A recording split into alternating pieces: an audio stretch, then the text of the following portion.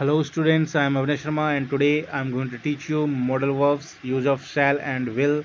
But before starting the video, I want you to like the video and subscribe my channel so that you can get all the notifications. So let's start. सबसे पहले हम लोग use of शैल समझेंगे।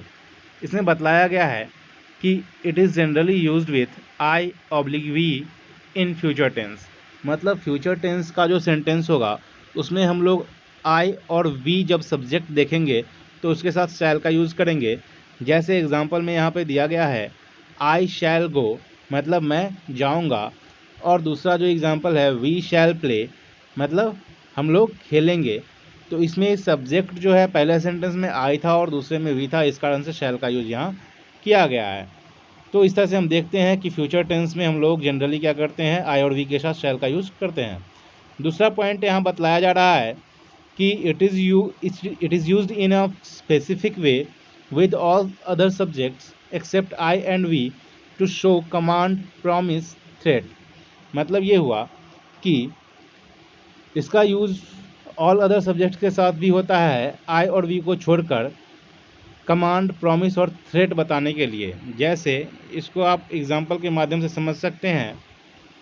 सबसे पहला example है you shall be dismissed for this act. मतलब क्या हुआ कि कोई व्यक्ति है जो कोई काम को कर रहा था और उसने कुछ न कुछ गलती कर दी, जिस कारण से उसको बोला जा रहा है, उसको धमकाया जा रहा है कि तुमको इस एक्ट के लिए, तुम्हारे इस बर्ताव के लिए तुमको डिसमिस किया जाएगा। तो इस तरह से धमकी वगैरह देने के लिए आप बाकी दूसरे सब्जेक्ट के साथ यूज़ कर सकते हैं शैल का। उसी तरीके से दूसरा जो एग्जांपल है वहाँ बतलाया जा रहा है ही शैल फॉलो माई इंस्ट्रक्शंस। यहाँ पे कमांड दिया जा रहा है, मतलब आदेश देने के लिए शैल का यूज़ किया गया है। जैसे कहा जा रहा है कि उसे मेरे सारे इंस्ट्रक्शंस को फॉलो करना ही होगा। तो मतलब यहाँ पे ध्यान दीजिए कि शैल का यूज़ थ्रेट के लिए भी किया जाता है, कमांड के लिए भी किया जाता है और प्रॉमिस के लिए भी किया जाता है दूसरे सब्जेक्ट्स के साथ। मतलब यहाँ पर पहले सेंटेंस में सब्जेक्ट क्या था, यू, दूसरे सेंटेंस में क्या था, ही। तो इस तरह से हम देखते हैं कि जब सब्जेक्ट सेकेंड पर्सन या थर्ड पर्सन हो, ठीक है, आई और वी को छोड़ के कोई भी हो, तो उस केस में भी शैल का यूज़ कर सकते हैं। लेकिन उसमें क्या होगा, तो थ्रेट बताने के लिए या कमांड बताने के लिए या प्रॉमिस बताने के लिए। अब प्रॉमिस वाला भी सेंटेंस देख लेते हैं, you shall get your salary. अब देखिए किसी को सैलरी के लिए प्रॉमिस किया जाता है उसके बॉस के द्वारा कि तुम जो है अपनी सैलरी प्राप्त करोगे। तो इस तरह से आप यूज़ कर सकते हैं। आगे बतलाया गया है it is used with I oblique we to ask questions. ये आई और वी के साथ यूज़ किया जाता है क्वेश्चन पूछने के लिए। If we want to know someone else's wish और एक्सप्रेस ऑफर और रिक्वेस्ट और सजेशन। यहाँ गौर से समझिए इस चीज़ को कि इसका जो यूज है आई और वी के साथ किया जाता है क्वेश्चन पूछने के लिए, यदि हम किसी व्यक्ति के इच्छाओं को जानना चाहें तब। जैसे मान लीजिए किसी से हम पूछें कि क्या मैं दरवाज़ा बंद कर दूं, तो ये उसकी इच्छा के ऊपर निर्भर करता है। वो अपनी इच्छा से कह भी सकता है हाँ और नहीं भी कह सकता है।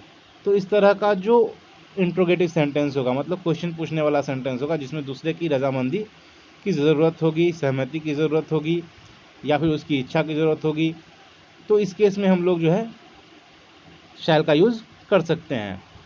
आगे बतलाया गया है एक्सप्रेस ऑफर। अब किसी को ऑफ़र देना है कोई चीज़, जैसे यहाँ पे जो है आप देख सकते हैं पहला जो हमारा एग्जांपल है shall I shut the door. इसका मतलब क्या हुआ, क्या मैं दरवाज़ा बंद कर दूँ। तो ये सामने वाले से उसकी इच्छा पूछी जा रही है कि वो कहेगा हाँ तो बंद कर दिया जाएगा, कहेगा ना तो नहीं किया जाएगा। अब जो दूसरा एग्जांपल है ऑफ़र का एग्जांपल है। अब ध्यान दीजिए यहाँ पे कहा जा रहा है shall I bring a glass of water. क्या मैं एक गिलास पानी ला दूँ। तो यहाँ पे सामने वाले को ऑफ़र किया जा रहा है एक गिलास वाटर। अब हम देखेंगे रिक्वेस्ट और सजेशन। देखिए गौर से समझिए, रिक्वेस्ट देने के लिए भी क्या आता है यूज, या सजेशन देना है तो उस केस में भी हम जो है शैल का यूज़ करेंगे क्वेश्चन पूछने के क्रम में। अब यहाँ कहा जा रहा है रिक्वेस्ट का एग्जांपल है shall we go to cinema.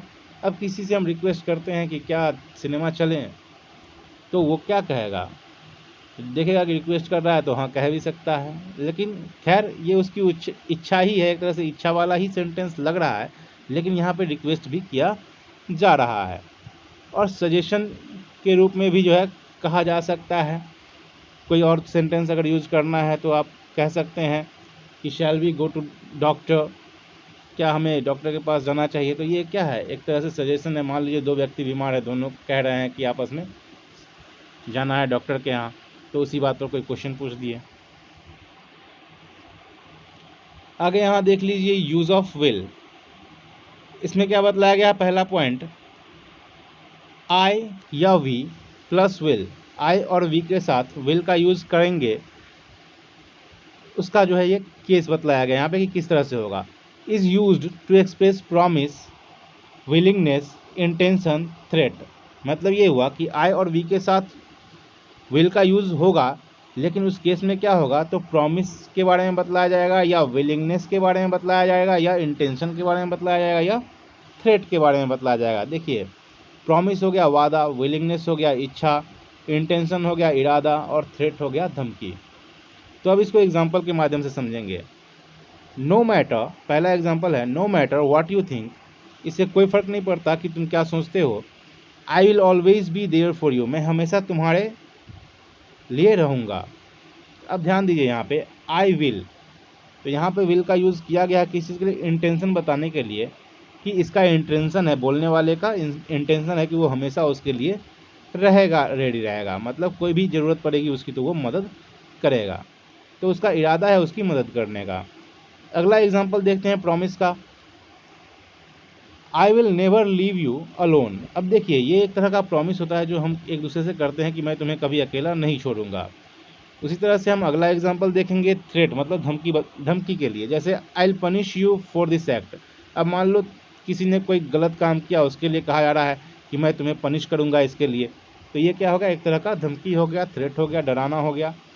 अब अगला एग्जाम्पल है विलिंगनेस का, I will come to celebrate your birthday. अब ध्यान दीजिए, किसी को किसी का बर्थडे सेलिब्रेट करना है तो इस केस में वो बोल सकता है, अपनी इच्छा व्यक्त कर सकता है कि मैं तुम्हारा बर्थडे सेलिब्रेट करने के लिए आऊँगा। अगला पॉइंट है, it is generally used with second person and third person in future tense. मतलब ये हुआ कि फ्यूचर टेंस में सेकेंड पर्सन और थर्ड पर्सन के साथ जनरली विल का यूज़ होता है। अगर मान लीजिए जनरली हमको कुछ कहना है फ्यूचर टेंस में, जैसे वह खेलेगा, तो एग्जाम्पल इसका क्या बना है, ही विल प्ले। आप देख सकते हैं पहला एग्जाम्पल, ही विल प्ले, ही के साथ विल का यूज़ किया गया है। क्यों, क्योंकि ये फ्यूचर टेंस का सेंटेंस है और जनरली हम लोग सेकेंड पर्सन हो या थर्ड पर्सन हो उस केस में हम लोग विल का यूज़ करेंगे। जैसे तुम खेलोगे तो इसका क्या हो जाएगा, यू विल प्ले हो जाएगा। अब यहाँ दूसरा एग्जाम्पल है, सी विल सिंग, तो यहाँ सी थर्ड पर्सन है, इसके साथ विल का यूज़ किया गया है। तो जनरली सेकेंड पर्सन हो या थर्ड पर्सन हो उसके साथ फ्यूचर टेंस में हम लोग विल का यूज़ करते हैं। आगे बतलाया गया है, टू आस्क क्वेश्चंस, क्वेश्चंस पूछने के लिए विल यू का यूज़ किया जाता है। Will you is use to express polite request और इन्विटेशन। ध्यान दीजिए, इसमें एक चीज़ बतलाया गया है कि क्वेश्चन पूछने के लिए विल यू का तो यूज़ करेंगे ही, लेकिन कैसा क्वेश्चन, तो उसमें रिक्वेस्ट झलकना चाहिए या इन्विटेशन झलकना चाहिए। जैसे यहाँ पे पहला एग्जांपल है, will you open the door. अब यहाँ पे क्या है, एक तरह का पोलाइट रिक्वेस्ट किया जा रहा है, बड़ा ही नम्र तरीके से रिक्वेस्ट किया जा रहा है कि क्या आप दरवाज़ा खोलेंगे। उसी तरीके से अगला एग्जांपल है, विल यू कम हियर, क्या आप यहाँ आएंगे, ये एक तरह का इन्विटेशन हो गया। तो पोलाइट रिक्वेस्ट या पोलाइट इन्विटेशन के लिए आप लोग जो है विल यू का यूज़ कर सकते हैं। आगे बतलाया जा रहा है, टू एक्सप्रेस प्रोबेबिलिटी, की संभावना बतलाने के लिए will is used with the subject of all persons. ध्यान दीजिए, जब संभावना बतलाना हो तो सब्जेक्ट कोई भी हो, हम लोग क्या करेंगे, विल का यूज़ करेंगे। जैसे एग्जाम्पल है पहला, there will be a doctor, यहाँ पे एट होगा, वो मिटा दीजिएगा, there will be a doctor at the door now, मतलब कि दरवाजे पे डॉक्टर होंगे। तो ये क्या है, एक तरह का संभावना है कि there will be a doctor at the door now, कि अभी दरवाजे पे डॉक्टर होंगे। अगला एग्जाम्पल है, if you step on an ant, यदि तुम चींटी के ऊपर कदम रखते हो, इट विल बाइट यू, ये तुम्हें काटेगा। तो ये क्या है, विल का यूज़ किया गया है यहाँ पे कि वह तुम्हें काट लेगा। तो ये क्या है, एक तरह का संभावना है, जरूरी नहीं कि चींटी काटेगी ही, लेकिन काट भी सकती है। अगला पॉइंट है to express probability in the action done in the past will have plus V3 is used. देखिए, यदि पास्ट में बीते हुए समय में कोई कार्य किया गया है तो उस स्थिति में अगर प्रोबेबिलिटी बतलाना है, संभावना बतलाना है कि ऐसा काम बीते हुए समय में हुआ होगा, तो उस केस में हम लोग विल हैव का यूज़ करते हैं और उसके साथ V3 का यूज़ करना पड़ता है। जैसे आप एग्जांपल देख सकते हैं, यहाँ पे कहा जा रहा है she will have posted the letter, उसने लेटर जो है पत्र पोस्ट कर दिया होगा। मतलब क्या है कि ये पास्ट में काम हुआ है और उसके लिए विल हैव का यूज़ किया गया है। तो पास्ट में प्रोबेबिलिटी बतलाने के लिए हम लोग विल हैव का यूज़ करते हैं, उसके बाद वर्ब का थर्ड फॉर्म यूज़ करते हैं। आगे यहाँ कहा जा रहा है will is used with third person to express present habit in the present tense, कि विल का जो यूज़ है वो थर्ड पर्सन के साथ होता है प्रेजेंट हैबिट को प्रेजेंट टेंस में बतलाने के लिए। मतलब वर्तमान काल में किसी की आदत बतलाना है तो उस केस में हम लोग विल का यूज़ करेंगे। जैसे यहाँ पे पहला एग्जांपल दिया गया है द मैड बुल, मतलब कोई बुल है जो मैड हो चुका है, तो उसके बारे में कहा जा रहा है the mad bull will chase everyone, कि वो जो मैड बुल है वो हर किसी को क्या करेगा, चेज करेगा, मतलब पीछा करेगा, खदेड़ेगा उसको। अगला एग्जांपल है a good person will never leave his friends, एक अच्छा इंसान जो होगा वो कभी भी अपने दोस्तों को नहीं छोड़ेगा। तो ये क्या है, उसकी हैबिट होती है, एक अच्छे इंसान की आदत होती है कि वो कभी किसी भी अपने अच्छे दोस्तों को नहीं छोड़ता है।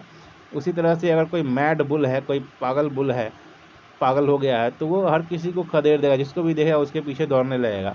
तो ये उसकी आदत बन जाती है। तो प्रेजेंट टेंस में, प्रेजेंट टाइम में आपको हैबिट बताना है तो उस केस में आप विल का यूज़ करेंगे।